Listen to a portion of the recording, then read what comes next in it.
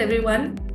मेरा नाम आरुषि नेगी है। मैं इंटरनेशनल पेशेंट्स यूनियन से आप सभी को डॉक्टर आर में स्वागत करती हूँ। International patients union digital health associates का एक स्ट्रेटेजिक बिजनेस यूनिट है जो पेशेंट्स को देश भर के top doctors, policy makers, regulators, industry leaders और फेलो पेशेंट्स से कनेक्ट करता है।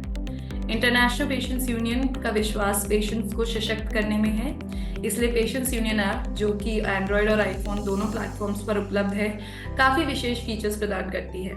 आप अपने जैसे कई पेशेंट्स और केयर गिवर्स से जुड़ सकते हैं, एक दूसरे से सीख सकते हैं और अपनी बीमारियों को अच्छे से मैनेज कर सकते हैं। आप पेशेंट्स यूनियन ऐप पर अपने हॉस्पिटल्स, हेल्थ केयर प्रोवाइडर्स और गवर्नमेंट स्कीम्स को भी रेट कर सकते हैं और आप ऑथेंटिक रिसोर्सेज और सरकारी स्कीम्स की भी जानकारी प्राप्त कर सकते हैं। आईपीओ ऐप पर 34 डिजीज स्पेसिफिक कम्युनिटीज का हिस्सा बनकर आप अपने अनुभव को बांट सकते हैं। यह ऐप एक वॉइस इनेबल्ड है और हिंदी और इंग्लिश दोनों भाषाओं में उपलब्ध है। आपकी प्राइवेसी के लिए आप अपने पोस्ट अनोनिमस तरीके से भी अपलोड कर सकते हैं। आप पोल्स में हिस्सा लेकर पॉलिसी मेकिंग में भी योगदान कर सकते हैं। हमारी कोशिश है कि हम आप तक टॉप डॉक्टर्स को लेकर आए जो आपके सवालों के जवाब सरल भाषा में दें। मैं आप सभी का स्वागत करती हूँ डॉक्टर आर में, जो कि एक लाइव सेशन है जहाँ एक प्रसिद्ध मेडिकल प्रोफेशनल आपके हेल्थ रिलेटेड सवालों का रियल टाइम में जवाब देते हैं। आज का डॉक्टर आर, जो कि एक स्पेशल डॉक्टर है क्योंकि आज नेशनल कैंसर अवेयरनेस डे भी है, और हमारे साथ कैंसर के बारे में जानने के लिए आज हैं डॉक्टर अनघा जोपे, जो कि मैरिंगो CMS हॉस्पिटल अहमदाबाद में एक सीनियर ब्रेस्ट ऑन्कोप्लास्टिक सर्जन है। मैम के पास ब्रेस्ट कैंसर ट्रीटमेंट और ऑन्कोप्लास्टिक सर्जरी में 27 सालों से भी ज़्यादा का अनुभव है और उन्होंने अपने प्रैक्टिस में multi disciplinary breast cancer management establish करने में एक पायनियर का रोल निभाया है। मैम ने MBBS, MS in general surgery, master of science in advance oncology और एल्फ्रेड हॉस्पिटल मेलबर्न से international fellowship in breast surgery भी की है।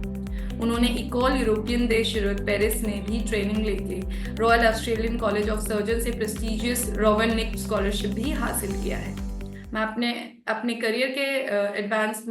करियर में कई advance courses such as workshops attend किए हैं, जैसे Mumbai advance oncoplastic breast surgery course और first Indo British advance master class in oncoplastic breast surgery.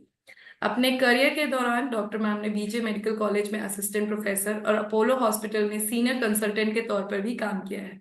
Ma'am multi disciplinary breast cancer treatment, oncoplastic surgery, sentinel node biopsy और breast cancer screening और diagnosis में expert है। We welcome you, ma'am. Thank you so much. It's my honor and privilege to be connected on this platform. आप सभी से मिलकर मुझे बड़ी खुशी हो रही है। मैम, डॉक्टर आर की शुरुआत करते हुए मैं सभी पार्टिसिपेंट्स को एनकरेज करना चाहूंगी कि आप इस मौके का पूरा फायदा उठाएं और आपके जो भी सवाल है हमारे Q&A सेक्शन में लिखें। अगर आपके पास स्वास्थ्य संबंधित कोई भी चिंता है, किसी भी स्पेसिफिक कंडीशन के बारे में आपको जानना है, तो एक परफेक्ट समय है एक्सपर्ट की एडवाइस लेने का। So without further adieu we will start today's doctor R. तो मैम, मैं आपसे जानना चाहूंगी कि एक आम इंसान को आप एक सरल भाषा में आप कैंसर कैसे समझाएंगे? सबसे जरूरी बात ये समझना है कि कैंसर दूसरी जो बीमारियां होती हैं उन्हीं तरह की एक शरीर को होने वाली फिजिकल बीमारी है। कैंसर मतलब हमारे शरीर के किसी भी अवयव या किसी भी पेशी में जब अनियंत्रित या अनकंट्रोल्ड ग्रोथ होती है तो उसे कैंसर कहा जाता है। So the most important thing to remember is cancer is a disease of your own tissues. कई बार हम सुनते हैं कि पेशेंट्स जब कैंसर होता है तो हमसे इस तरह से पूछते, ये जर्म्स कहीं फैलेंगे तो नहीं, ये जर्म्स आए कहाँ से, ये जर्म्स कहीं और जाएंगे क्या? तो every one of us need to understand that cancer is a disease affecting your own body cells. It is not caused by germs direct. What I mean to say is it is not germs, and these are not germs or organisms which spread outside. They are your own body cells. Every one of us in our body has an equilibrium. There are forces which cause growth to happen, and there are forces which inhibit growth from happening, so that we don't end up having extra appendages. We don't have uncontrolled growth of our scars, or healing doesn't happen uncontrolled. And at the same time, our body gives itself a opportunity to heal. Whenever there is a discrepancy in this process of growth versus inhibition, then there is cancer which happens. And cancer is something which will cause continuous growth, will cause it to spread, will cause damage to the parent organ, as well as can spread to the other parts of the body and have life-threatening changes. जब हम ये बात कह रहे हैं तब दूसरी बात समझना ये भी है कि कैंसर दूसरे डिजीजेस से किस तरह से अलग है। तो कैंसर दूसरे डिजीजेस से इस तरह से अलग है कि ये फैल सकता है, ये वापस आ सकता है और ये किसी भी वक्त अपना रूप बदल सकता है।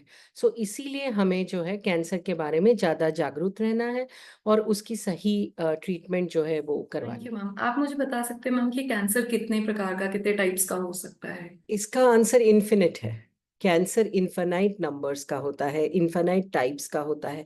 हर अवयव में अलग तरह के कैंसर्स मिले जाते हैं, लेकिन अमूमन जब हम कैंसर की बात करते हैं तो हम कैंसर्स को दो तरीके में इमीडिएटली डिवाइड करते हैं। एक जो ब्लड रिलेटेड कैंसर्स होते हैं और दूसरे जो सॉलिड ऑर्गन्स के कैंसर्स होते हैं। ब्लड रिलेटेड कैंसर्स जो होते हैं ये संपूर्ण आपके शरीर में जो ब्लड होता है, ब्लड के कंपोनेंट्स होते हैं, इनको अफेक्ट करता है और इसीलिए ये जहां जहां ब्लड होता है वहां आपके शरीर को अफेक्ट करता है। ये किसी एक भाग में सीमित नहीं रहता है। जबकि जो सॉलिड ऑर्गन के कैंसर्स होते हैं ये उसी अवयव को अफेक्ट करते हैं। तो शुरुआत के जो स्टेजेस होते हैं इनमें वो स्पेसिफिकली उसी ऑर्गन में देखे जाते हैं। इसके कैरेक्टरिस्टिक्स उस ऑर्गन से मैच होते हैं। जैसे आप लिवर का कैंसर लीजिए, लंग का कैंसर लीजिए, बोन कैंसर लीजिए या ब्रेस्ट कैंसर लीजिए, ये ऑर्गन स्पेसिफिक कैंसर्स है। तो ये एक सबसे बड़ा या मेन क्लासिफिकेशन है। इसके बाद में कैंसर के अगणित क्लासिफिकेशंस है जो हम embryologically if we go to see how your body is derived, it is derived from the endoderm, the ectoderm and the mesoderm. So cancers also can be divided into, the diseases or the cancers affecting the endodermal organs, the mesodermal organs and the ectodermal organs. तो इसी तरह से cancer जो है अलग तरीके से classify होते। Another very common way of classifying or differentiating cancers is what is very commonly known as sarcomas and carcinomas. Carcinomas जो होते हैं वो आपके एंडोथीलियम या एंडोडर्म से रिलेटेड कैंसर्स होते हैं और सार्कोमास जो होते हैं वो सपोर्टिव या कनेक्टिव टिश्यू डिसऑर्डर्स से अफेक्ट होते हैं। और इन दोनों का बिहेवियर जो है ये बहुत ही विपरीत होता है एक दूसरे से और इसीलिए इनका मैनेजमेंट भी अलग होता है। तो इस तरह से हम कैंसर्स क्लासिफाई करते हैं। मैम, कैंसर के कोई ऐसे साइन एंड सिम्टम्स है जिसे अगर हम समय पर पता कर ले तो हम उनसे बचाव कर सकते हैं? बिल्कुल। कैंसर एक ऐसा रोग है जो ओवरनाइट नहीं होता है और इसीलिए अगर हम जागरूक रहते हैं तो इसके कई सारे अर्ली साइंस और सिम्टम्स होते हैं जिन्हें हम यूज करके कैंसर को अर्ली डायग्नोस कर सकते हैं। हर अवयव के हिसाब से ये अलग होते हैं। ऑर्गन्स के कैंसर्स में अलग अलग इसके साइन सिम्टम्स होते हैं। पर अगर हम जनरली कहें तो किसी भी व्यक्ति को जब एक ऐसा साइन या सिम्टम, ऐसा कोई भी लक्षण आता है कि जो अभी अभी मतलब रिसेंटली शुरू हुआ है, वो आम तौर पे हमारे यहाँ या पूरी विश्व भर में ह्यूमन टेंडेंसी होती है कि जब आपको कोई बीमारी या कोई स्वरूप आता है या कोई सिम्टम आता है तो आप कुछ ना कुछ होम रेमेडी ट्राई करते हो। गर्म पानी के गरारे करते हैं, कोई सेक करते हैं, कोई कुछ मालिश करता है। जो ऑन रेगुलर आपके जो तरीके होते हैं जिससे आपको सिम्टम से रिलीफ आती है, अगर उनसे ये रिलीव नहीं हो रहा है, 2 हफ्ते से ज़्यादा आपके सिम्टम्स रह रहे हैं या ये बढ़ते जा रहे हैं, उनके साथ में आपका वेट लॉस हुए जा रहा है, आपको लो ग्रेड फीवर आ रहा है, आपको कहीं पर भी किसी भी आपको वजह नहीं है लेकिन फिर भी आपको भूख नहीं लग रही है, तो ये सारे सिम्टम्स जब होते हैं तो आपको ज़्यादा चेतावनी रखनी है और डॉक्टर साहब के पास जाना है। इसके सिवाय जो हमारे देश में सबसे कॉमन होने वाले कैंसर्स हैं, अगर हम उनकी बात करते हैं तो उनके क्या सिम्टम्स हैं। ब्रेस्ट के कैंसर हमारे देश में होने वाला सबसे ज़्यादा या हाईएस्ट इंसिडेंस कैंसर है जब हम पुरुषों महिलाओं दोनों को गिनते हैं तब भी। और ब्रेस्ट कैंसर के अर्ली साइंस और सिम्टम्स है ब्रेस्ट में किसी तरह का लंप आना जो बिल्कुल पेन नहीं करता है। ये बात बहुत ज़्यादा ज़रूरी है समझना कि प्लीज अंडरस्टैंड कीजिए, cancer does not give pain in its early stages. Cancer will cause pain when it involves surrounding structures, it affects your bones, nerves, or muscles, or it causes some functional disturbance. Till then, cancer will be painless. So, अगर आपको कोई painless symptom है तो उसको ignore मत कीजिए, वो cancer होने का लक्षण हो सकता है। सो ब्रेस्ट में पेनलेस लंप, निपल का अंदर की तरफ चला जाना, निपल में से ब्लड या ब्लड जैसा द्रव्य आना, निपल की स्किन के ऊपर छाले आना और जब ये छाले हील होते हैं तो निपल की स्किन का कलर बदल जाना, बगल में किसी तरह की गांठ आनी, स्किन की या बगल की स्किन जो है वो इरेग्युलर या पिटेड होनी, ये सारे ही ब्रेस्ट कैंसर के लक्षण होते हैं। The next commonest cancer amongst women in India is cervical cancer. और सर्वाइकल कैंसर अनफॉर्चुनेटली एक ऐसा कैंसर है कि जिसके सिम्टम्स कई बार बहुत लेट आते हैं और बहुत सिंपल से होते हैं, जिससे पेशेंट्स जो है कंफ्यूज हो जाते हैं। White discharge, excessive foul smelling white discharge या ब्राउनिश रेड डिस्चार्ज, 2 पीरियड्स के बीच में इरेगुलर ब्लीडिंग होना, पोस्ट मेनोपॉजल ब्लीडिंग, आपके पीरियड्स हमेशा के लिए बंद हो गए लेकिन दोबारा से आपको स्पॉटिंग होने लगी है, किसी भी तरह का आपके एक्सटर्नल जेनिटेलिया में से फाउल स्मेल आना, ये सारे लक्षण जो हैं आपके सर्वाइकल कैंसर के हो सकते हैं। इसके सिवाय नीचे का जो पेल्विक एरिया होता है उसमें किसी तरह का हेवीनेस फील होना या आपकी यूरिन या स्टूल्स रिलेटेड जो कंप्लेंट्स हैं वो बढ़ती जाना, ये सारे उसके लक्षण हो सकते हैं। इसके सिवाय लंग कैंसर जो है वो हमारे यहाँ पे बहुत ज़्यादा, जिस तरह से ब्रेस्ट कैंसर बढ़ रहा है उसी तरह से लंग कैंसर पूरे विश्व भर में और इंडिया में भी बढ़ रहा है। लंग कैंसर में अचानक से अनएक्सप्लेन्ड खांसी होना, आपको लेटने पर अस्वस्थ लगना और खांसी का आना, बलगम है, बलगम के अंदर अगर ब्लड आता है, आपको एक्सेसिव ब्रेथलेसनेस होता है या आपको छोटे मोटे काम करने से एक्सर्शन होने लगा है, तो ये लंग कैंसर के लक्षण हो सकते हैं। स्पेशली इफ आप एक स्मोकर हैं या आप डे टू डे किसी स्मोकर की वजह से स्मोक को एक्सपोज्ड हैं, पैसिव स्मोकर हैं, तब भी ये लक्षण अगर आते हैं तो आपको बहुत ज़्यादा अलर्ट रहना है। और इसके सिवाय चौथा जो कैंसर है जो हमारे देश में बहुत कॉमनली देखा जाता है, जिसको हेड एंड नेक कैंसर्स कहते हैं, ये एक ग्रुप ऑफ कैंसर्स है जो आपके ओरल कैविटी को, नेजल कैविटी को, थ्रोट को, ओरोफैरिंग्स और नेजोफैरिंग्स को अफेक्ट करता है। और ये पिक्यूलियरली जो है, जैसे आपको अचानक से कोई छाला दिखाई देता है, वो छाला पेनलेस है, उस छाले में से अनुमन ब्लीड आती है। मुंह में अगर आपको बार बार ऐसे महसूस होता है कि ये छाला होए जा रहा है, इसमें से ब्लीडिंग होए जा रही है, या आपकी आवाज में अचानक से बदलाव आता है, आपको बार बार इस तरह से अपना गला साफ करना पड़ता है, गले की जो खराश है वो मिटती नहीं है, और बार बार खांसी आती है, तो ये सारे ही लक्षण हो सकते हैं। नाक में से अगर अचानक से आपके जो नाक में से सिक्रीशंस आते हैं, इसमें ब्लीडिंग होने लगती है, या आप जब सुबह उठ के जब गला साफ करते हैं और जो बलगम पड़ता है उसमें ब्लड स्टेन्स है, तो ये सारे ही हेड एंड नेक कैंसर के लक्षण हो सकते हैं। And last but not the least, जिसको हम कहते हैं कोलोरेक्टल कैंसर्स, ये भी हमारे देश में काफी देखे जाते हैं और बढ़ रहे हैं। ये सारे जो कैंसर्स हैं इनमें कहीं ना कहीं लाइफस्टाइल का एक फैक्टर है।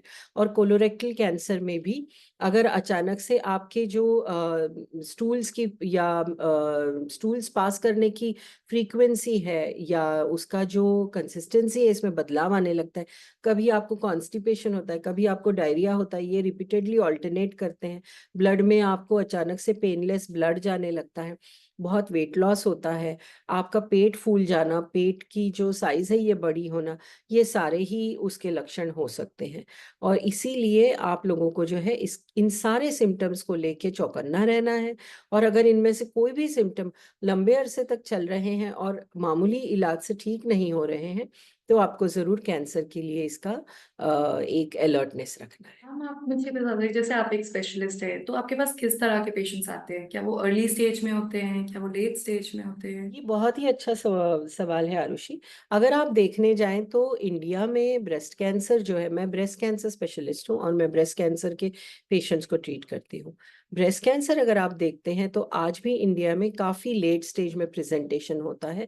अनुमान हम ऐसा मानते हैं कि इंडिया में आज 50 to 60% पेशेंट्स जो हैं वो एडवांस स्टेजेस में आते हैं, मतलब थर्ड और फोर्थ स्टेज में आते हैं।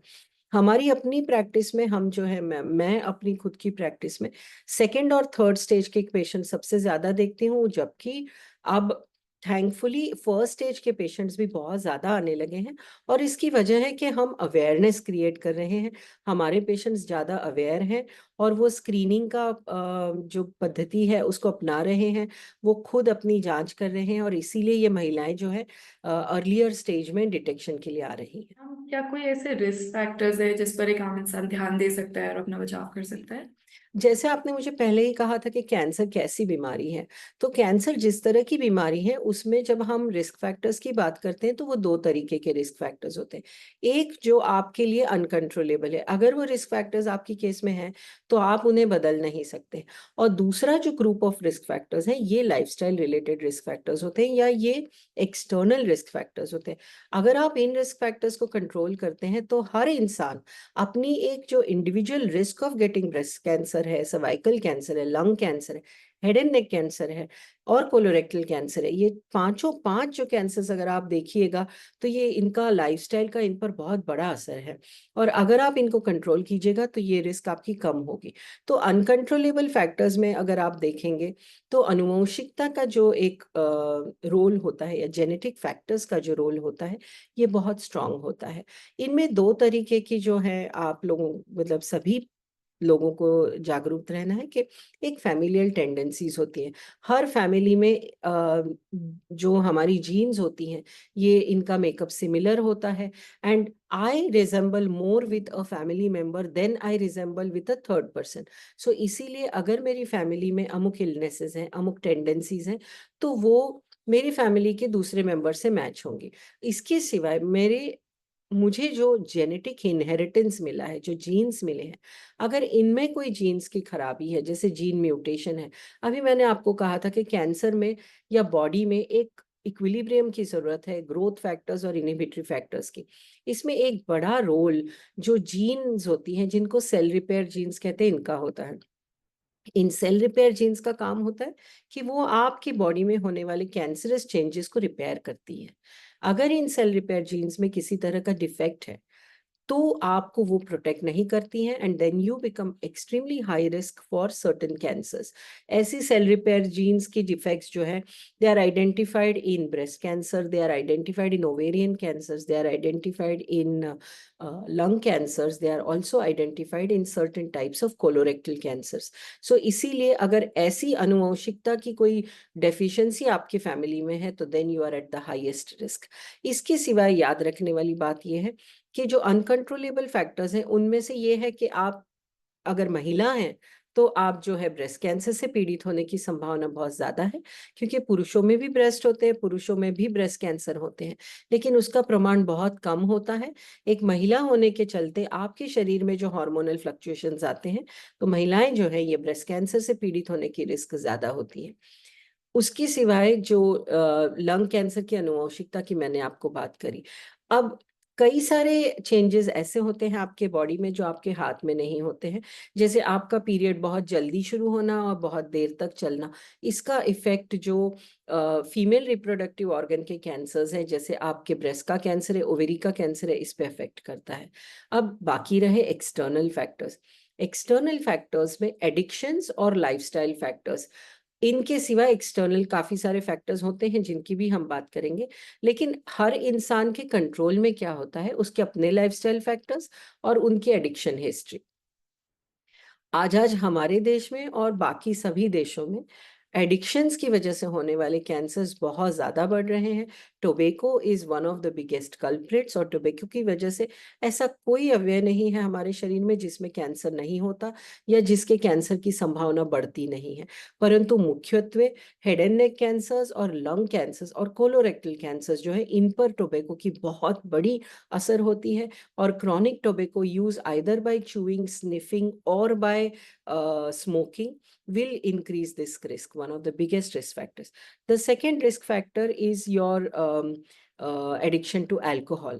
अल्कोहल या दारू पीने की वजह से कई सारे कैंसर्स जो है इनकी एटियोलॉजी होती है, वो कॉज होते हैं, और कई सारे कैंसर्स होने की जो रिस्क है वो बढ़ती है। जैसे डायरेक्टली अल्कोहलिज्म की वजह से आपको जो है लिवर के और जीआई कैंसर्स हो सकते हैं, लेकिन अल्कोहलिज्म की वजह से किसी को अगर ब्रेस्ट कैंसर होना है तो उसकी भी रिस्क बढ़ जाती है। तो इसी तरह से अल्कोहल भी इसे अफेक्ट करता है। इसके सिवाय जो लाइफस्टाइल रिलेटेड फैक्टर्स हैं, जो हमारे देश में बहुत बड़ा रीजन है कैंसर्स बढ़ने का अभी इस पीढ़ी में, वो एक ट्रायड है। A triad of lack of exercise, bad food habits, and excessive, stress का जो एक ये है ट्रायड है, और this triad is again forced by addictions and habits.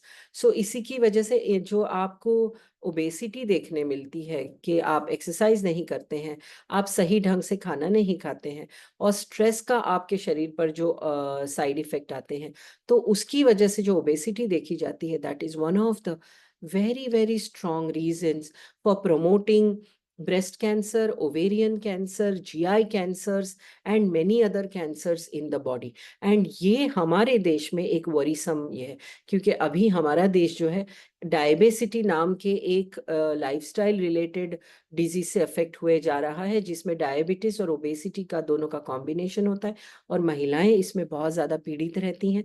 तो इसी वजह से महिलाओं में होने वाला ब्रेस्ट और ओवेरियन कैंसर का प्रमाण जो है ये बढ़ता जा रहा है।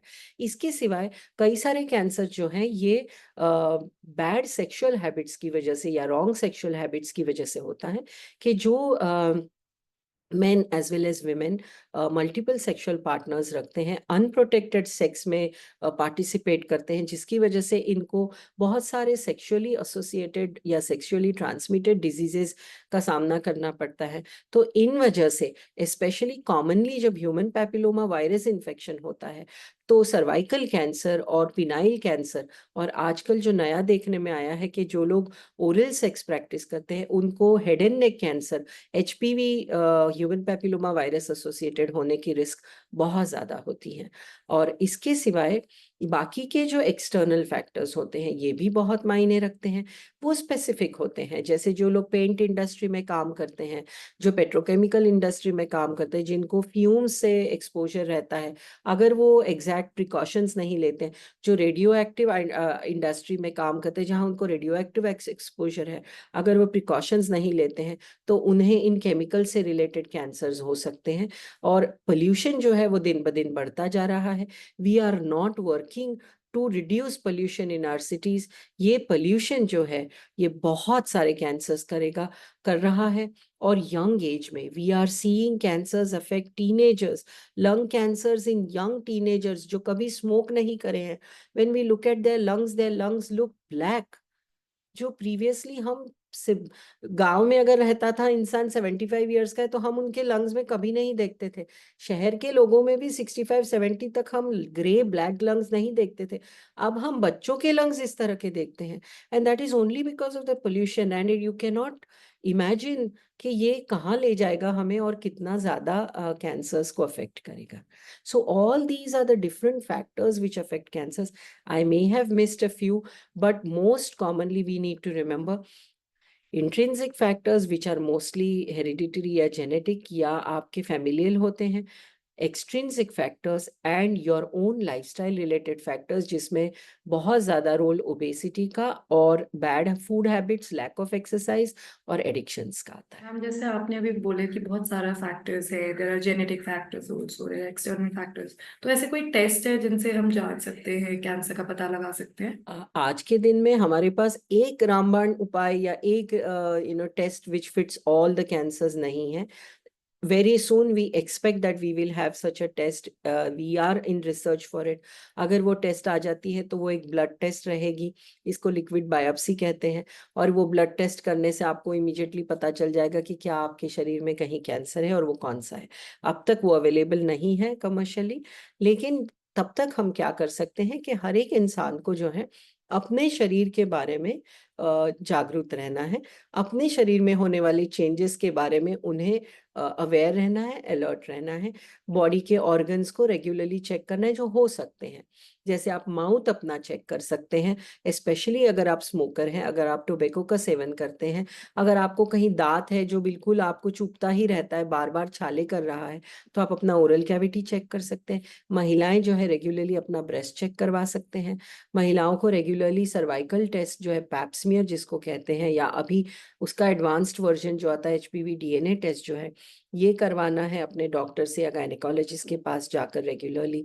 पुरुषों को और महिलाओं को जो स्पेशली एक्सपोज्ड है पोल्यूशन को और टोबैको स्मोक को या किसी और तरह का इंडस्ट्रियल एक्सपोजर को, उन्हें लंग कैंसर के लिए एक्सरे चेस्ट जो है अंडर मेडिकल सुपरविजन वो भी रेगुलरली करवाना है।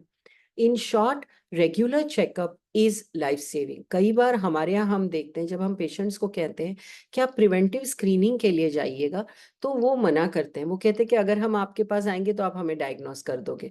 बट प्लीज रिमेंबर, अगर किसी के बॉडी में कैंसर है, अगर आप हमारे पास आएंगे तो ज़रूर डायग्नोसिस होगा, लेकिन आप जल्द आएंगे तो आपका जल्द डायग्नोसिस होगा और आपके उस कैंसर में से पूरी तरह से ठीक होने के चांसेस बहुत ज़्यादा बढ़ जाएंगे। और इसीलिए सभी लोगों को स्क्रीनिंग में पार्टिसिपेट करना है। स्क्रीनिंग का क्या मतलब है, मैं बहुत सिंपल एग्जांपल दूंगी। जब हम गाड़ी लेते हैं, खरीदते हैं, किसी भी तरह की ऑटोमोबाइल लेते हैं, तो हमेशा जब हम परचेस करते हैं तो वो हमें फ्री सर्विसिंग की कूपन देते हैं। और फिर 1 महीने बाद आपने वो गाड़ी चलाई भी ना हो तो भी आप उसको सर्विसिंग में ले ही जाते हैं। 3 महीने बाद, 6 महीने बाद भी वो गाड़ी भले ही ऑफिस तक भी ना चली हो, फिर भी आप उसको सर्विसिंग के लिए ले जाते हैं, क्योंकि उस गाड़ी में कोई खराबी तो नहीं है, हाईवे पर बंद तो नहीं पड़ेगी, मुझे दगा तो नहीं देगी, ये आपको जानना है। तो अपने शरीर की जो इतने सालों पहले पैदा हुआ है और जिसने पता नहीं कितना मीलों का काम किया है, उसकी सर्विसिंग कब कराएंगे? तो उसकी जो सर्विसिंग होती है उसी को स्क्रीनिंग कहते हैं। जब आपको कोई प्रॉब्लम नहीं है तब आप जाके अपनी जांच कराते हैं। ना सिर्फ ये जानते हैं कि क्या आज के दिन में मुझे कोई बीमारी है, पर ये भी जानते हैं कि क्या मुझे अगले 3-4 सालों में ये बीमारी हो सकती है, और मोस्ट इम्पॉर्टेंटली वो ना हो, क्या इसके लिए मैं कुछ प्रिवेंशन कर सकता हूँ। और इसीलिए सभी को usually we advise that from the age of 30 आपको रेगुलर बॉडी चेकअप कराना है। पर देखिए, आज तो लाइफस्टाइल इतनी खराब है कि इवन हमारे यंगस्टर्स और टीनेजर्स को ये अफेक्ट करती है। तो अगर आप फिट नहीं है, आपका इवन चाइल्ड है, यंगर चाइल्ड है, and you feel that he और शी इज नॉट फिट, वो ओवरवेट है या अंडरवेट है, या उन्हें सर्टेन सिम्टम्स या सर्टेन कंडीशंस बार बार अफेक्ट करती हैं, तो उनका भी रेगुलर चेकअप जरूरी है। हाँ, मैं आपसे कुछ कैंसर से जुड़ी मिथ्स या फिर गलत धारणाएं जो होती है वो पूछना चाहूंगी। जैसे हम्म। काफी लोगों को लगता है कि कैंसर एक संक्रामक रोग है, इन्फेक्शियस डिजीज है, ये इंसान के साथ आप बैठोगे या खाना खा लेंगे तो क्या वो उससे भी फैल सकता है? मैं 28 साल से कैंसर की ट्रीटमेंट कर रही हूँ। मैं जीता जागता एग्जाम्पल हूँ कि कैंसर जो है कॉन्टेजियस डिजीज नहीं है। कैंसर जरूर, सर्टेन टाइप ऑफ कैंसर, जैसे मैंने आपको बताया कि सर्वाइकल कैंसर जो ह्यूमन पैपिलोमा वायरस के इन्फेक्शन से होता है, human papilloma virus infection contagious होता है, कैंसर नहीं। आप किसी भी कैंसर के दर्दी के साथ बैठिएगा, उनको छुइएगा, उनका जूठा खाना भी खाइएगा, तो आपको कैंसर नहीं होने वाला है। इनफैक्ट ये बहुत जरूरी है समझना कि जब किसी पेशेंट को कैंसर होता है तो वो जिन इनसिक्योरिटीज से और जो इमोशनल क्राइसिस से गुजरते हैं, उस वक्त आपकी उन्हें सहायता और सपोर्ट की बहुत ज्यादा जरूरत होती है। मैम, एक ये क्वेश्चन भी होता है कि सिर्फ जो टोबैको लेते हैं या जो बीड़ी पी रहे हैं सिर्फ उन्हीं को ही कैंसर होता है, क्या ऐसा है? बिल्कुल नहीं। टबेको के सेवन से टबेको जनरेटेड कैंसर्स बहुत ज्यादा होते हैं, लेकिन जो टोबेको नहीं लेते हैं उनमें भी कैंसर हो सकता है, परंतु टोबेको की वजह से होने का, कैंसर होने का जो रिस्क है वो बहुत ज्यादा बड़ा है। मतलब जो नहीं लेते हैं उनसे कई गुना टोबेको खाने वालों का या यूज करने वालों का कैंसर का रिस्क है। क्या कैंसर किसी एक पर्टिकुलर उम्र में ही होता है, थोड़ा बिल्कुल भी पूछेंगे? नहीं। बेसिकली कैंसर्स जो हैं, ये हम ऐसा मानते हैं कि ये एजिंग का cancer, cancer is a disease of ageing. जैसे जैसे आपके टिश्यू के सेल्स पुराने होते जाते हैं, इनमें कैंसर होने की संभावना बढ़ती है। लेकिन that is when cancer occurs in the absence of a causative etiology. लेकिन अगर जैसे कई सारे कैंसर्स होते हैं, वो जर्मलाइन कैंसर्स होते हैं, ये बचपन के कैंसर्स होते हैं, वो पिक्यूलियरली इन्फेंसी में भी देखे जाते हैं, न्यूबॉर्न्स में भी हम देखते हैं, 1 साल के बच्चे में, 5 साल के बच्चे में भी देखते हैं। सर्टेन कैंसर्स जो होते हैं, जैसे स्पेशली ब्लड कैंसर्स जो होते हैं, ये ग्रोइंग एज के कैंसर्स होते हैं। बोन कैंसर्स कई तरह के बोन ग्रोइंग एज के होते हैं, लेकिन यूजुअली जो बनने वाले या अपने आप से बनने वाले कैंसर्स होते हैं, ये एल्डरली एज में देखे जाते हैं। परंतु अभी जैसे मैंने आपको बताया, अगर आपकी लाइफस्टाइल खराब है तो यही जो कैंसर्स हम नॉर्मली 65 की एज में देखेंगे, वो यंगर एजेस में देखे जाते हैं। सो इसीलिए कैंसर किसी भी एज में हो सकते हैं। हाँ, ये जरूर है कि अलग कैंसर्स की, कैंसर दिखे जाने की जो एज ग्रुप होती है, ये अलग अलग होती है। मैम, क्या ऐसा है कि कैंसर से बचा नहीं जा सकता? अगर कैंसर हो गया है तो आपकी जिंदगी खत्म हो गई है। कहते हैं अगर आज कैंसर हो गया तो आपके पास बहुत कम टाइम है, मतलब स्टेज 1 में है तो शायद 10 साल 15 साल, अगर स्टेज 4 तक है तो मे बी 1 ईयर, तो ऐसा है कुछ स्पेसिफिक? बिल्कुल भी नहीं। कैंसर लाइलाज नहीं है। आज के दिन में कैंसर में इलाज पॉसिबल है। ये जरूर है, अलग कैंसर्स अलग तरीके से ट्रीट होते हैं। अलग कैंसर्स के पूरे तरह से ट्रीट होने के चांसेस अलग होते हैं। अगर मैं आपको ब्रेस्ट कैंसर का एग्जांपल दूं तो it is one of the best treated cancers. और ब्रेस्ट कैंसर के 4 स्टेजेस होते हैं, इनमें से थर्ड स्टेज तक ब्रेस्ट कैंसर पूरी तरह से क्यूरेबल है। और इसीलिए ये जानना जरूरी है कि बिल्कुल गलत मान्यता है कि कैंसर जो है वो ट्रीटेबल या क्यूरेबल नहीं है। ये जरूर है कि जब लास्ट स्टेज में कैंसर होता है तो उसमें कैंसर फैला हुआ होता है, और इसीलिए तब पूरी तरह से ठीक होने के जो चांसेस होते हैं वो बहुत ज्यादा लिमिट हो जाते हैं। मैम ऐसा है कि अगर आप कैंसर फ्री हो जाते हो तो फिर आप एक नॉर्मल लाइफ नहीं जी सकते हो? बिल्कुल भी नहीं। अगर कैंसर का ट्रीटमेंट सही ढंग से हुआ है और कैंसर के ट्रीटमेंट और कैंसर की वजह से होने वाली जो बॉडी की साइड इफेक्ट्स या खामियां होती हैं उनको सही ढंग से रिहैबिलिटेट किया जाए तो कैंसर बिल्कुल भी आपको आपकी डे टू डे लाइफ को अफेक्ट नहीं करता है। और कई बार आप जब कैंसर के दर्दी आते हैं तो देखकर बता भी नहीं पाओगे कि इनको कैंसर हुआ है। ना सिर्फ हम फिजिकल या इमोशनल इसकी बात कर रहे हैं, लेकिन जैसे आप ब्रेस्ट कैंसर के लिए आप देखिए, जैसे पहले हम ब्रेस्ट निकाल देते थे, अब हम ब्रेस्ट बचा पाते हैं। अगर हम ब्रेस्ट बचा नहीं पाते तो हम ब्रेस्ट रिकंस्ट्रक्ट करके दे देते हैं। So everything is possible. सिर्फ मोस्ट इम्पॉर्टेंट चीज है, एक आपको अर्ली डिटेक्शन करवाना है और सेकंड आपको सही ट्रीटमेंट अपनानी है। मैम जैसे आपने अभी ट्रीटमेंट्स के बारे में बात कही, तो क्या आप मुझे कुछ ट्रीटमेंट ऑप्शंस बता सकते हैं अगर किसी को कैंसर है तो? सबसे जरूरी बात समझना ये है कि cancer is treated by multidisciplinary care. Cancer सिर्फ एक डॉक्टर का काम नहीं होता है ट्रीट करना। Cancer is treated by different modalities. Cancer is treated by surgery, cancer is treated by systemic therapy which includes chemotherapy, immunotherapy, targeted therapy. Cancer is treated by radiation therapy. And जब ये सब लोग इकट्ठा मिलकर आपका cancer treat करते हैं तब कैंसर ट्रीट होने के कैंसर में से क्योर होने के आपके चांसेस सबसे बेहतरीन होते हैं। ऐसा नहीं है कि आप पहले सर्जन के पास गए, उन्होंने जो करना था कर दिया और फिर बाद में आपने सोचा कि अच्छा अभी आगे और कोई ट्रीटमेंट हो सकती है क्या। बिल्कुल भी नहीं। Cancer is usually treated with a customized plan. और वो जब मल्टीडिसिप्लिनरी टीम में होता है तब उसके क्योर रेट्स ज़्यादा बेहतरीन होते हैं। कैंसर की ट्रीटमेंट में सर्जरी का मायना सॉलिड ऑर्गन कैंसर में सबसे बड़ा है। ये सर्जरीज जो है ओपन सर्जरीज होती हैं, रोबोटिक सर्जरीज, लैप्रोस्कोपिक सर्जरीज होती हैं, स्टीरियोटैक्टिक सर्जरीज होती है, मतलब जो ब्रेन में सर्जरीज करते हैं वो गाइडेड सर्जरी होती है। डॉक्टर्स जो है इमेज गाइडेड सर्जरीज करते हैं जिससे आपके ब्रेन को बिल्कुल कोई नुकसान हुए बगैर वहाँ का जो ट्यूमर है उसकी सर्जरी हो जाती है। रेडियो सर्जरी या जिसको इमेज गाइडेड स्टीरियोटैक्टिक सर्जरीज कहते हैं, ये सारी इनमें आती हैं। इसके सिवाय कैंसर का जो सिस्टमिक ट्रीटमेंट होता है इसमें सबसे बड़ा और मेजर रोल जो है कीमोथेरेपी का होता है। इसके सिवाय इम्यूनोथेरेपी होती है जो एंटीबॉडीज होती हैं जो आपके कैंसर के लिए स्पेसिफिक बनती हैं। और टारगेटेड थेरेपीज तो बिल्कुल मतलब आपके कैंसर के अमुक सेल्स के ऊपर काम करने के लिए वो टारगेट किए जाते हैं और वो जाकर आपके कैंसर सेल को जो है डिस्ट्रॉय करते हैं। इसके सिवाय हार्मोनल थेरेपीज होती हैं जो जिनके कैंसर हार्मोन सेंसिटिव होती हैं उनके अगेंस्ट काम करती हैं।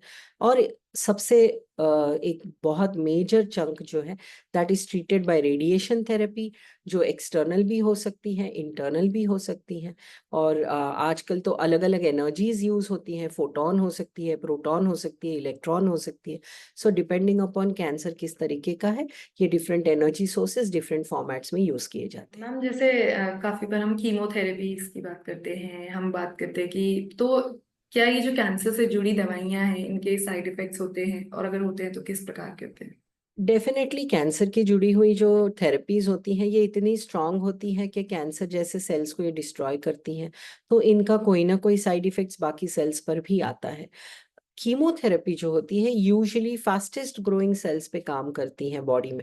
और किसी के शरीर में अगर कैंसर है तो वो सेल्स सबसे फास्ट ग्रो करने वाले होते हैं। इसके सिवाय आपके ब्लड फॉर्मिंग सेल्स, आपके हेयर फॉर्मिंग सेल्स, स्किन का जो पिगमेंट है उनको बनाने वाले सेल्स, आपके जो मुंह के और पूरे इंटेस्टाइनल ट्रैक्ट के लाइनिंग के सेल्स, ओवरीज और टेस्टिस के सेल्स ये सबसे फास्ट ग्रोइंग और वल्नरेबल सेल्स होते हैं। इसीलिए कीमोथेरेपी जब कैंसर पर काम करती है तो साथ ही साथ इन पर भी करती है, और इसीलिए आपका खून का कम हो जाना, आपके मुंह में आंतों में छाले आना, आपके स्किन पे डिस्कलरेशन होना या आपके बाल उतर जाना, ये सारे ही साइड इफेक्ट्स उससे हो सकते हैं। इम्यूनोथेरेपी जो है ये स्पेसिफिक थेरेपीज होती हैं और उनका मॉलिक्यूल के हिसाब से साइड इफेक्ट्स होते हैं। They are not general side effects, they are associated with that. Radiation therapy again वो एक लोकल थेरेपी है जो टिश्यूज को डिस्ट्रॉय करती है। तो कई सारी बार अगर वो रेडिएशन थेरेपी जो है इंटरनल ऑर्गन्स को दी जाती है तो आसपास के ऑर्गन्स उससे अफेक्ट हो सकते हैं। इसीलिए अभी जो न्यू एडवांस रेडिएशन टेक्निक्स आई हैं कि जो बिल्कुल हमें targeted image guided stereotactic radiation देने को हेल्प करती हैं, तो उनमें ये सारे साइड इफेक्ट्स काफी हद तक कम होते हैं। मैम, क्या कैंसर से संबंधित कोई गवर्नमेंट स्कीम्स या योजनाएं हैं जिससे हमारे पार्टिसिपेंट्स को भी मतलब फायदा उठा सके उस कैंसर? बहुत सारी हैं। हमारे गवर्नमेंट के काफ़ी सारे प्रोग्राम्स हैं। सर्वाइकल कैंसर की स्क्रीनिंग प्रोग्राम अब हमारे यहाँ है। हमारे जो हॉस्पिटल्स में रीजनल कैंसर सेंटर्स हैं, इनमें सारी ही ट्रीटमेंट्स अवेलेबल हैं। इवन मतलब आपका जो अपने स्टेट का या शहर का रीजनल कैंसर सेंटर होगा, अभी तो वहाँ पर पेट सीटी स्कैन, रेडिएशन थेरेपी की नई मशीनें, सर्जरी की सारी जो फैसिलिटीज़ हैं इंक्लूडिंग रोबोटिक सर्जरीज, सारी टारगेटेड थेरेपीज, कीमोथेरेपी सभी अवेलेबल हैं। इसके सिवाय गवर्नमेंट ने जो उनकी स्कीम्स बना रखी हैं, जैसे आपकी पीएम योजना है या बाकी इंडिविजुअल गवर्नमेंट्स की, जैसे राजस्थान गवर्नमेंट की कोई स्कीम है, गुजरात गवर्नमेंट की है, महाराष्ट्र की है, किसी और स्टेट गवर्नमेंट की स्कीम्स है, तो they also cater to specifically cancer care. Ma'am, जब हम कैंसर जैसे किसी पेशेंट से मिलते हैं तो काफी बार हमें उनकी फैमिली आना पड़ता है कि उनके जो फैमिली में है उनको कैंसर है। तो अगर आप किसी मरीज को पहली बार मिल रहे हो तो उनके परिवार को और उनके कंडीशन को आप कैसे बताते हो? क्योंकि ऐसे टाइम पे इमोशंस आर वेरी हाई और patients dealing with such emotions and stress would be This is a very important question, Arushi, and I would really like to tell you that हमारे यहाँ पे ये पिक्यूलियर ये होता है कि जब पेशेंट्स को लेकर रिलेटिव्स आते हैं तो पहले वो अंदर आते हैं रिलेटिव्स, और हमें कहते हैं कि प्लीज उन्हें ये मत बताइएगा कि उनको कैंसर है। देखिए, सबसे जरूरी बात यह है कि जो मरीज है वो पीड़ित है। सारी जो सर्जरीज होनी है, थेरेपीज होनी है, वो उन पर होनी है, और वो इमोशनली इसको फेस करने के लिए तैयार हो, इसकी बहुत ज़्यादा ज़रूरी होती है। इसीलिए जब भी हम पेशेंट को फेस करते हैं या पेशेंट को पहली बार ये सारी बातें बताते हैं, तो ये सारा सब कुछ इवैल्यूएट कर कर ही बताना होता है कि वो किस तरह से इसको लेंगे, वो समझ सके, इस लैंग्वेज में उनको समझाना होता है, वो इसको झेल सके, इस तरह से उनको ये समझाना होता है। ज़रूर पड़े तो हम हमारे साइकोलॉजिस्ट की भी हेल्प लेते हैं कि वो उनको काउंसिल करें, उन्हें एंजाइटी कंट्रोल करने के लिए, स्ट्रेस कंट्रोल करने के लिए हेल्प करें। और ये बात तो ज़रूरी है कि कभी ना कभी उनको ये बताना ही है, ताकि वो सच जाने और उसको फेस करने के लिए सक्षम हो जाए। पर हाँ, ज़रूर उनको हैंड होल्ड कर कर वो जिस तरह से इसको समझ पाए और जिस तरह से वो समझने के बाद इसको झेल पाए इन सारी चीज़ों को, इसी तरह से उन्हें समझाना पड़ता है। What advice would you like to give to someone who's newly diagnosed with cancer? How they can stay informed and actively participate in the decisions? The most important thing is remain informed. Even आज अगर आपको आपके घर में शादी है और कोई शादी के कपड़े लेने जाना है तो आप 4 दुकानों में जाओगे, तो उसी तरह से जब आप अपनी ट्रीटमेंट कराते हैं तो इवैल्यूएट योर ऑप्शंस, आप कहाँ ट्रीटमेंट करा सकते हैं, आप जहाँ ट्रीटमेंट के लिए जा रहे हैं कि is that the best option for you, are they, जिस सेंटर में आप जा रहे हैं क्या वो अपनी क्वालिटी कंट्रोल को या अपनी पेशेंट केयर को आपके सामने जस्टिफाई कर सकते हैं, क्या उनके जो टर्म्स हैं, जो उनके प्रोटोकॉल्स हैं, वो इंटरनेशनली एक्सेप्टेबल लेवल के हैं। इवैल्यूएट कीजिएगा और फिर अपना डिसीजन लीजिए। सबसे ज़रूरी बात यह है कि कैंसर ओवरनाइट नहीं डेवलप होता है, इसीलिए मुझे कैंसर है, मेरा तुरंत तुरंत इलाज हो जाना चाहिए, इससे ज़्यादा आपका एटीट्यूड ये होना चाहिए कि अगर मुझे कैंसर है तो इसका सही निदान होना है, इसका कंप्लीट कॉम्प्रिहेंसिव इवैल्यूएशन होना है, और मेरे लिए क्या सबसे सही है, उसका एक complete informed plan, treatment plan आपको समझना है, और उसी के बाद में आपको जो है ट्रीटमेंट शुरू करवानी है। कई बार हम ये देखते हैं कि पेशेंट्स डर के मारे हो या किसी भी प्रेशर के मारे हो, इमीडिएटली जाके जो नज़दीक में नर्सिंग होम है वहाँ पर सर्जरी करवा के आ जाते हैं, and then we cannot retrace our steps. फिर हम पीछे जाकर वो जो भी हुआ है उसको करेक्ट नहीं कर सकते हैं। So that is why choose a center which offers multidisciplinary care. Choose a center where you have trained, skilled and experienced specialists available who can handhold you. Choose a regional cancer center which is going to make sure that you get the best of treatment. इसी care में how can like family and friends can support someone who is going through a cancer treatment? Family and friends become extremely important when we are treating cancer. The most important thing is that a cancer patient is subjected to treatments and anxiety which they have never faced before. So इसीलिए उनके साथ हमेशा किसी को रहना है जब तक वो इस चीज को अडाप्ट नहीं हो जाते हैं। कैंसर के मरीज को भी खुद को ये जान लेना है कि उनके डॉक्टर्स ने जितना उनको अलाउ किया हुआ है उस तरह से वो एक्सरसाइज करते रहें, एक्टिव रहे। इवन इफ आपकी कीमोथेरेपी चल रही है, दैट इज नो रीजन कि आप लोगों को अपनी एक्टिविटी कम कर देनी है, आपको उनको हिलने डुलने नहीं देना है। ये सब गलत है। डॉक्टर्स की राय लेनी है, हम कितने हद तक एक्टिव रह सकते हैं, हम कौन से काम सेफली कर सकते हैं। और खाने पीने का जो है, कीमोथेरेपी में बहुत सारे पेशेंट्स जो हैं ये अफेक्ट होते हैं कि मैं खाना नहीं खा पाता हूँ, मैं कम खाना खा पाता हूँ। तो उस वक्त जो है आपको ये बात ज़रूरी याद रखनी है कि उनकी ट्रीटमेंट पूरी होना ज़रूरी है। This is not the time to go on health food diet or health food fads. This is the time to make sure that simple nourishing food is provided to the patient along with a lot of care about their fluid requirement. And इस वक्त अगर उनके friends और family उनके आसपास रहते हैं तो पेशेंट्स जो हैं इनका धीरज बंधा रहता है, ट्रीटमेंट अच्छी तरह से कंप्लीट हो पाती है। और अगर किसी वक्त उन्हें इनसिक्योरिटी आई या कोई डिसीजन मेकिंग में प्रॉब्लम आया तो बहुत बड़ा सपोर्ट मिल जाता है। मैं इसी के साथ आपसे ये भी पूछना चाहूंगी कि आप उन डॉक्टर्स को क्या एडवाइस देना चाहेंगे जो कैंसर पेशेंट्स को हैंडल कर रहे हैं? मैं सबसे पहली बात तो यही कहना चाहूँगी कि हर एक पेशेंट को इंडिविजुअली ट्रीट कीजिएगा। Every patient is different, every patient's needs are different, psychological, social, economic, rehabilitative, occupational. Every patient should be evaluated as a person. Don't forget that they are human beings. We are not treating breast cancer, we are treating a human being, और वो समझ कर ही treatment करना है। Do to others what you expect for yourself. Multidisciplinary care सभी cancer patients का हक है, और ऑर्गन स्पेसिफिक कैंसर ट्रीटमेंट सभी पेशेंट्स का हक है, वो उन्हें मिलना चाहिए। मैम मैं चाहूंगी कि आप कैंसर पेशेंट्स को भी कुछ एडवाइस दें या कुछ सलाह दें। कैंसर के पेशेंट्स को मैं यही कहूंगी कि please remember, you are a patient और you are a cancer patient only till you are getting treated with this cancer. Once you're out of it, you are going to be a normal human being. And believe me when I say this, I have seen people become much better human beings and much more successful human beings after their battle with cancer has been over.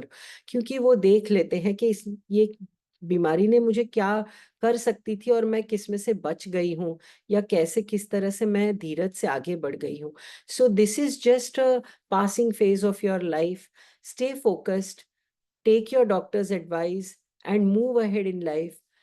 Think positive, keeping your thoughts positive, believing in yourself and believing in the treatment that is happening will help your body cope up with the treatments and will help you cure your cancer much more effectively. Arushi, there are some questions in the question and answer chat box. Yes, and I was just moving towards that only कि मैंने आपसे बहुत सारे questions पूछ लिए हैं. I think we'll take questions and I'll just read them out to you and then you can respond accordingly. So the first question that we have is HPV vaccine effective? HPV vaccine is as effective as any vaccine can be, and HPV जो human papilloma virus है, वो जो cancers करता है, cause करता है, cervical cancer in women, penile cancer in men, and oropharyngeal cancers when oral sex is practiced are so debilitating कि अगर आप एक सिंपल वैक्सीन लेने से अपना बचाव कर सकते हैं तो that should be done. HPV vaccine is now advocated for girls between the age group of 9 to 14. Even after 14, women can get vaccinated for HPV. जिनके sexual intercourse कभी भी नहीं हुआ है, they can straight away go and take the HPV vaccine. It can be taken up to 46 years of age or so. जिनका sexual intercourse हो चुका है, who have been exposed to sex, they should go to their gynecologist, get a HPV DNA test done. If it is negative, you can go and get vaccinated. If it is positive, you need to get treated for HPV virus infection and then get rechecked with the HPV DNA test. And when it comes negative, you can take a HPV vaccination also. So HPV vaccine is extremely effective. Under the age of 14, girls will require, or girls or boys will require 2 dosages, and after the age of 14, they will require 3 dosages. Thank you, ma'am. The next question is, are there any self-checks that I can do for cancer? Discussed about it. Certain organs which you can do checkup is women and men can check their breast for breast cancer. You can keep checking your oral cavity, especially if you are highly susceptible to a tobacco-induced cancer. उसका आप regular checkup कर सकते हैं. और शरीर पर कहीं पर भी आपको किसी भी तरह की गठान, छाला या नॉन हीलिंग वुंड मिलती है जिसका कोई वजह नहीं है, तो then definitely you should look out for that also. Skin के कैंसर्स काफ़ी कॉमन होते हैं, specially in extremely fair and those expose to UV radiation. तो स्किन के ऊपर भी अगर ऐसा कोई मोल है जो अचानक बढ़ रहा है, या कोई छाला होता है, या कोई ग्रोथ है, तो you should be looking out for that also. Ma'am, the next question is, breast cancer detection कितना एक्यूरेट होता है? क्या ऐसा पॉसिबल है कि किसी को सिम्टम्स हो पर डायग्नोसिस में ना आए? Breast cancer is one of the best diagnosed cancers, but however at the same time there are always outliers. Outliers का मतलब है कि जो routinely जिसमें cancers पकड़े जा सकते हैं, उन सारे conditions या imaging टेस्ट से किसी किसी में वो कैंसर ना पकड़ा जाए, but that is very very rare and very uncommon. Normally जब हम ब्रेस्ट कैंसर के डिटेक्शन की बात करते हैं, हम स्क्रीनिंग की बात यहाँ नहीं कर रहे हैं, हम डिटेक्शन की बात कर रहे हैं. दोनों में अलग बदल है. डिटेक्शन या डायग्नोसिस तब होता है जब आपको कोई सिम्टम या साइन है जो कैंसर के बारे में शंका ला रहा है, और स्क्रीनिंग तब होता है जब आपको कोई भी सिम्टम या साइन नहीं है, आप बस एक रेगुलर प्रिवेंटिव चेकअप करा रहे हैं. तो डिटेक्शन या डायग्नोसिस की जब ब्रेस्ट कैंसर में बात होती है, तो सबसे पहला स्टेप है डॉक्टर से शारीरिक जांच करवानी, सेकंड है इमेजिंग करवाना, और थर्ड है कोर नीडल बायोप्सी करवानी. अगर ये ट्रिपल असेसमेंट पद्धति अपनाई जाती है तो ब्रेस्ट कैंसर का डिटेक्शन 96% तक एक्यूरेट होता है. जिन महिलाओं के ब्रेस्ट बहुत ज्यादा डेंस होते हैं, जिनके ब्रेस्ट की ग्लैंड्स की अमाउंट इतनी ज्यादा होती है कि रेगुलर इमेजिंग में वो नहीं पकड़ पाए, उनमें जरूर कैंसर मिस होने की संभावना ज्यादा होती है. और इसीलिए आपको स्पेशलिस्ट सर्जन्स और स्पेशलिस्ट रेडियोलॉजिस्ट के पास इसके निदान के लिए जाना है. The next question is moving abroad for cancer treatment a better option than getting treated in India? आज जानकर आप लोगों को आश्चर्य होगा कि India is one of the most favoured destination for international patients to come for treatment, and these patients come here in spite of these options being available in their countries. So आज के दिन में India में ऐसा कोई treatment नहीं है जो बाहर के देशों में अवेलेबल है और यहाँ नहीं है. हाँ, अगर किसी को अपनी कन्वीनियंस के लिए या अपने कंफर्ट के लिए बाहर जाना है, वो अलग है, परंतु आज as a country, as a nation, we are not falling short in cancer treatment anywhere else. Even in our government hospitals and our regional cancer centers, most therapies and most surgical treatments for cancer are easily and readily available. The next question is, I think we've already discussed this, but if you could just give a line. Cancer burden बढ़ता जा रहा है, क्या हमारा lifestyle और stress इसे affect करता है? इनफैक्ट मैं अगर ब्रेस्ट कैंसर की बात करूं तो 40% of breast cancers are lifestyle related. So अगर हम हमारे बच्चों में इस अभी से लाइफस्टाइल रिलेटेड अवेयरनेस करें और उन्हें ये लाइफस्टाइल के जो चेंजेस हैं इनसे बचा के रखें, तो शायद उनकी जनरेशन में ये इतना बड़ा जो चंक है कैंसर का, वो हम कम The देखेंगे. next question is, if one feels lump lump in both breasts, what should be the further procedure to be done? मैंने अभी आपको कहा ब्रेस्ट में कोई भी साइन है, लंप हो, अल्सर हो, निपल डिस्चार्ज हो, निपल रिट्रैक्शन हो, triple assessment is the thing you should be doing. पहले ब्रेस्ट स्पेशलिस्ट सर्जन से अपना ब्रेस्ट चेक करवाए, उसके बाद वो आपको जो सलाह दे वो आपको इन्वेस्टिगेशन करना है, और तीसरा अगर वो आपको सलाह देते हैं तो आपको कोर नीडल बायोप्सी करवानी है। ये जो डायग्नोसिस पूरा होगा उसके बाद डॉक्टर्स आपको बताएंगे कि आपके जो लम्स हैं इनके लिए क्या ट्रीटमेंट की जरूरत है या सिर्फ ऑब्जर्वेशन की जरूरत है। The next question is, how can I stop cancer reoccurrence? Cancer recurrence stops with the way your treatment has been planned। और मैंने जब अभी पहले भी बताया कि जब मल्टीडिसिप्लिनरी टीम में आपका कैंसर ट्रीट होता है तब आपके कैंसर रिकरेंस की रिस्क सबसे ज़्यादा कम होती है, क्योंकि कई सारे कैंसर जो होते हैं इनकी वापस आने की रिस्क ज़्यादा होती है, उनकी ट्रीटमेंट के नॉर्म्स दूसरे कैंसर से अलग होते हैं। जैसे आपने देखा होगा कि कई सारे ब्रेस्ट कैंसर में स्टेज 2 में भी उनको कीमोथेरेपी दी जाती है, और कई सारे ब्रेस्ट कैंसर्स में स्टेज 3B में भी पहले सर्जरी की जाती है, क्योंकि उनका जो मॉलिक्यूलर स्वरूप होता है वो अलग होता है। और जब आपकी ट्रीटमेंट मल्टीडिसिप्लिनरी टीम में होती है तब यही इवैल्यूएशन होता है कि क्या आपका कैंसर अग्रेसिव वेरिएंट का है, क्या ये वापस आने के चांसेस ज़्यादा है। तो सबसे पहले तो आपका रिकरेंस है सही ट्रीटमेंट से कम होता है। उसके सिवाय आपको जो है आपके रेगुलर लाइफस्टाइल रिलेटेड जो आपको सलाह दी जाती है कि आपको रेगुलर एक्सरसाइज करनी है, आपका वेट जो है वो आपको बैलेंस्ड रखना है, डाइटरी हैबिट्स सुधारनी है। इसमें से जो अनहेल्दी फूड की हमारी टेंडेंसी होती है, जंक फूड की टेंडेंसी होती है, फैटी ऑयली फूड की या रेड मीट लेने की जो टेंडेंसी होती है, इसको कम रखना है या हो सके तो अवॉइड करना है। तो इन्हीं सब चीज़ों से जो है आपको कैंसर रिकरेंस की risk come. Next question is, I've heard about breast self-examination. What is that? Breast self-examination is a way where women can detect cancers earlier if they check their own breasts. इसके बारे में कई सारी मान्यताएं हैं। पाश्चात्य देशों में अभी कहते हैं सेल्फ ब्रेस्ट एग्जामिनेशन की जरूरत नहीं है, क्योंकि उनके कैंसर स्क्रीनिंग की वजह से स्टेज 1 में डिटेक्ट होते हैं। परंतु हमारे देश में जबकि अभी भी ज्यादातर महत्तम महिलाएं स्टेज 3 और स्टेज 4 में डायग्नोज होती हैं, तो ब्रेस्ट कैंसर का जब आप खुद अपने ब्रेस्ट को चेक करते रहते हैं तो अगर आज आपके ब्रेस्ट नॉर्मल है और कल को उसमें कैंसर की शुरुआत हो जाती है तो आप वो बहुत ज़्यादा होने से पहले डिटेक्ट कर पाएंगी, क्योंकि ब्रेस्ट कैंसर पेनलेस होता है। अगर आप खुद उसको जांच नहीं करेंगी तो जब तक वो बहुत बड़ा नहीं हो जाता या वो फैलता नहीं है आप इसको नहीं पहचान पाएंगे। और इसीलिए आपको जो है रेगुलर ब्रेस्ट सेल्फ एग्जामिनेशन करना है। हर महिला को अपने दोनों ब्रेस्ट और बगल का जो भाग है इसको महीने में एक बार, शुरुआत में महीने में एक बार करना है, जब तक कि वो कंफर्टेबल नहीं हो जाती हैं कि उनका ब्रेस्ट किस तरीके का है। और फिर हर 3-4 महीने में एक बार दोनों ब्रेस्ट को, दोनों तरफ से और बगल को अच्छी तरह से चेक करना है। एक बात बहुत ध्यान से सुन ले, ब्रेस्ट को आप कभी भी चिमटी में ना पकड़े, क्योंकि ब्रेस्ट एक स्किन का ऑर्गन होता है। अगर आप उसको चिमटी में पकड़ेंगे तो वो ग्लैंड जो है वो आपके हाथ में आएगी और आपको लगेगा मुझे ट्यूमर है। ब्रेस्ट हमेशा फ्लैट ऑफ द फिंगर से इस तरह से फील की जाती है।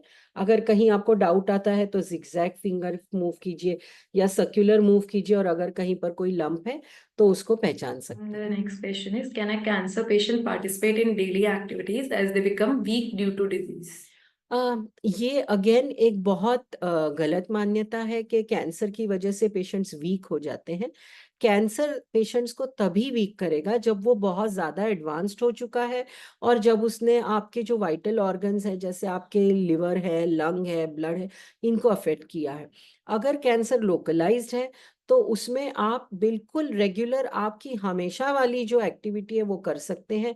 इनफैक्ट जब कीमोथेरेपी भी चलता है तब अगर आप अपना न्यूट्रिशन और अपने हाइड्रेशन का ध्यान रखते हैं और आप इन्फेक्शन ना हो इसकी जितनी आपको केयर करने को कही गई है उसका ध्यान रखते हैं, तो आप बिल्कुल बेझिझक अपनी रेगुलर एक्टिविटीज कर सकते हैं। इनफैक्ट हम पेशेंट्स जो बहुत ज़्यादा एक्टिव नहीं होते हैं, जब हम ये सब पेशेंट्स को देखते हैं तो अगर हमें लगता है कि ये फिजिकली कम एक्टिव हैं तो इनफैक्ट हम उन्हें सजेस्ट करते हैं कि आप फिजिकली एक्टिव होइए, रेगुलर वॉक्स पे जाइए, क्योंकि अगर आप एक्टिव रहेंगे तो आप कैंसर की थेरेपीज को जो साइड इफेक्ट्स है उनको बहुत अच्छी तरह से फाइट कर पाएंगे। Plus regular exercise will keep your stress and anxiety under control, और वो आपको ठीक होने में बहुत ज्यादा मदद करेगा। सो ये, अगर कोई पेशेंट ऐसे हैं कि जिनको बहुत साइड इफेक्ट्स हुए हैं, वीकनेस हुई है, जिनको कैंसर बहुत फैल गया उसकी वजह से वीकनेस हुई है, तो डेफिनेटली वो अपने डेली एक्टिविटीज जो हैं वो जितनी उनसे होती है उतनी ही करें। बट अगर उन्हें इस तरह का जनरल अफेक्शन नहीं है तो बिल्कुल उन्हें एक्टिव ही रहना है। एक्टिव रहने से वो अपनी कैंसर में से सही ठीक होने की और साइड इफेक्ट्स को कंट्रोल करने की बहुत ज्यादा उन्हें स्ट्रेंथ मिलेगी। Next question is, which test is better for breast cancer? Mammography, ultrasound, or MRI? All these tests are supplementary to each other. I wouldn't say that one is better than the other. तीनों के roles अलग हैं, तीनों के indications अलग हैं। जब मैंने आपको बताया था कि डायग्नोसिस और स्क्रीनिंग दो अलग पद्धतियां हैं, screening is indicated in that age group जहां कैंसर सबसे ज्यादा देखा जाता है, और इसीलिए हमारे देश में 40 से 70 के दशक जो हैं, 3 दशक, इनमें स्क्रीनिंग ज्यादा हम एडवोकेट करते हैं। और उस दरमियान पहला टेस्ट मैमोग्राफी होता है, जिसके बाद में अगर आपके ब्रेस्ट डेंस है तो सोनोग्राफी होता है। तो ये रहा गोल्ड स्टैंडर्ड। उन महिलाओं को जिनके ब्रेस्ट के मैमोग्राम में डेंसिटी बहुत ज्यादा है, या जिनको हेरिडिटरी ब्रेस्ट कैंसर की रिस्क है, या जिन्हें पहले ब्रेस्ट में ऐसी कोई भी लक्षण देखे गए हैं या किसी तरह की कंडीशंस देखी गई हैं कि जो मैमोग्राफी और सोनोग्राफी पे नहीं दिखेंगे, उन्हीं में एमआरआई किया जाता है। और उसके सिवाय कैंसर के दर्दियों में हम कभी कभी एमआरआई डायग्नोसिस के लिए करते हैं। सो ये रहा इनका जो है अलग अलग रोल है, अलग अलग इसके फंक्शंस हैं। So they are not to substitute for each other. हाँ, ये बात जरूर है कि 40 इयर्स की एज के नीचे प्रेगनेंसी में और लैक्टेशन में, फीडिंग में, और जब आपको एक्सट्रीमली पेनफुल कोई ब्रेस्ट की स्वेलिंग है, तब हम मैमोग्राफी की जगह पहले सोनोग्राफी करते हैं, और सोनोग्राफी के बाद में जैसे इंडिकेटेड हो या एमआरआई या मैमोग्राफी करते हैं। 40 की उम्र के नीचे मैमोग्राफी बहुत ज्यादा इंफॉर्मेशन नहीं देता है, और प्रेगनेंसी और लैक्टेशन में मैमोग्राफी नहीं किया जाता है। Next question is, are there any limitations after cancer surgery? Surgery is a physical therapy. उसमें कुछ ना कुछ कट होता है, कहीं ना कहीं कुछ ना कुछ सूचरिंग किया जाता है, कुछ रिप्लेसमेंट, कुछ सब्सटीट्यूशन होता है, और इसीलिए सभी सर्जरीज का कोई ना कोई लिमिटेशन होता है। However it is time bound. जैसे आप देखिएगा कि ब्रेस्ट कैंसर की सर्जरी के बाद जो लिमिटेशंस आते हैं वो हार्डली 2 और 3 डेज के लिए होते हैं, या अगर बहुत मेजर रिकंस्ट्रक्टिव सर्जरी हुई है तो ज्यादा से ज्यादा 2 हफ्ते तक होते हैं, और वो ज्यादातर लोकल होते हैं, मतलब हाथ, बाह और ब्रेस्ट के भाग से लिमिटेड होते हैं। ओवरऑल आप चल फिर सकते हैं, घूम फिर सकते हैं, उठ बैठ सकते हैं। अगर आपका हेड नेक का ऑपरेशन हुआ है, जैसे आपका जबड़े का ऑपरेशन हुआ है, तो उसकी लिमिटेशंस उसके रिलेटेड होती है। खाने पीने पे आपके असर आता है, निगलने पे असर आता है, तो उस तरह से किया जाता है। अगर पेट के सर्जरी हुआ है तो फिर आपके खाना हजम करने में या निगलने में दिक्कत आ सकती है, तो ट्यूब डाला जाता है। सो हर कैंसर सर्जरी के लिमिटेशंस अलग होते हैं, और किस तरह का प्रोसीजर या कितना एक्सटेंसिव प्रोसीजर हुआ है, उस तरह से ये लिमिटेशंस जो है चेंज होते हैं।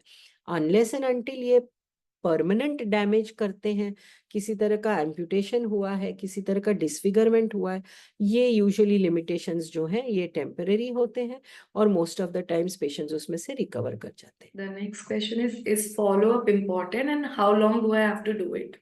Follow-up in cancer patients is extremely important, and that is because अगर किसी के रिकरेंस होना है तो उसकी रिकरेंस की जो चांसेस होती हैं वो डिपेंडिंग अपॉन योर कैंसर कौन सी ऑर्गन का है, किस तरीके का है, सर्टेन टाइम पीरियड के लिए ज्यादा होता है। अनुमन कैंसर की मेडिसिन के लैंग्वेज में हम 2 ईयर सर्वाइवल, 5 ईयर सर्वाइवल और 10 ईयर सर्वाइवल गिनते हैं, और इसीलिए हम पेशेंट्स को 2 साल के फॉलोअप पे, 5 साल के फॉलोअप पे और 10 साल के फॉलोअप पे रखते हैं, डिपेंडिंग अपॉन उन्हें कौन सा कैंसर है। कई सारे कैंसर्स में आपको, जैसे अगर आपका हेड एंड नेक कैंसर का ट्रीटमेंट हुआ है, आपका रेडिएशन हो रखा है, उसकी वजह से आपको निगलने में या खाना खाने में, बोलने में दिक्कत आ रही है, तो शायद आपका फॉलोअप बहुत फ्रीक्वेंट होगा, आपको शायद 1-1 महीने में बुलाएंगे। अगर आपका अक्यूट रेडिएशन हो रखा है, CTRT हुआ है, तो शायद आपको 15 दिन में बुलाएंगे इनिशियली। लेकिन जैसे ब्रेस्ट का कैंसर है, जब तक आपका अक्यूट ट्रीटमेंट खत्म हो जाता है, प्राइमरी ट्रीटमेंट के बाद में शायद आपको 3-3 महीने पे बुलाएंगे, पहले 2 सालों तक 3-3 महीने पे बुलाएंगे, फिर 6 महीने पे बुलाएंगे और फिर साल भर में बुलाएंगे।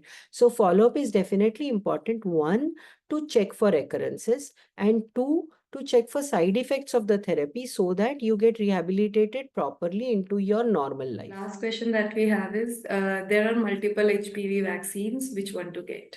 So जो multiple HPV vaccines है, they are depending upon HPV virus एक मल्टीवैलेंट वायरस है, जिसका मतलब है कि ये अलग तरीके के DNA के साथ आता है।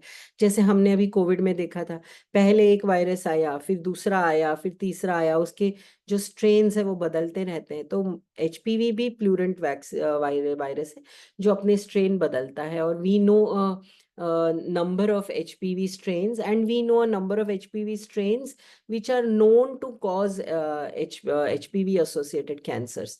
So ये जो वैक्सीन्स होते हैं वो सिंगल वैलेंसी के होते हैं, एक वायरस स्ट्रेन के, बाइवेलेंट होते हैं जो 2 वायरस स्ट्रेन्स के लिए होता है, क्वाड्रीवैलेंट होते हैं, 4 वायरस स्ट्रेन्स को टैकल करता है, और मल्टीवैलेंट होते हैं, 4 से ज्यादा स्ट्रेन्स को टैकल करता है। The best is always multivalent. इनकी कॉस्ट वेरिएशन होती है और इनकी अवेलेबिलिटी के अनुसार जो है आपको चूज करना है, प्लस आपके गायनेक के साथ या आपके फिजिशियन पीडियाट्रिशियन के साथ कंसल्टेशन कर कर आपको जो है ये वैक्सीन चूज करनी है। बट ऑलवेज अगर कोई कॉन्ट्राइंडिकेशन नहीं है तो मल्टीवैलेंट जो सबसे ज्यादा स्ट्रेन्स को कवर करता है, that is your best option.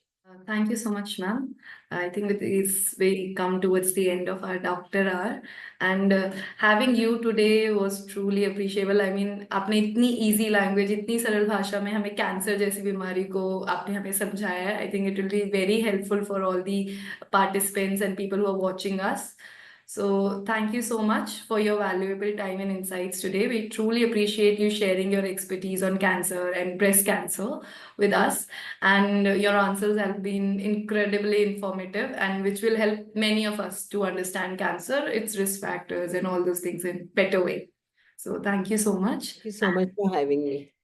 और मैं अपने सभी पार्टिसिपेंट्स को भी धन्यवाद बोलना चाहूंगी। आपके एक्टिव पार्टिसिपेशन और थॉटफुल क्वेश्चंस की वजह से आज का सेशन और भी इंगेजिंग हो गया, और हम उम्मीद करते हैं आपको जो भी इंफॉर्मेशन मिली है आप उसके साथ अपनी हेल्थ को मैनेज करेंगे। और अगर आपके पास और भी कोई सवाल है तो आप हमें office@patientsunion.org पर लिख सकते हैं।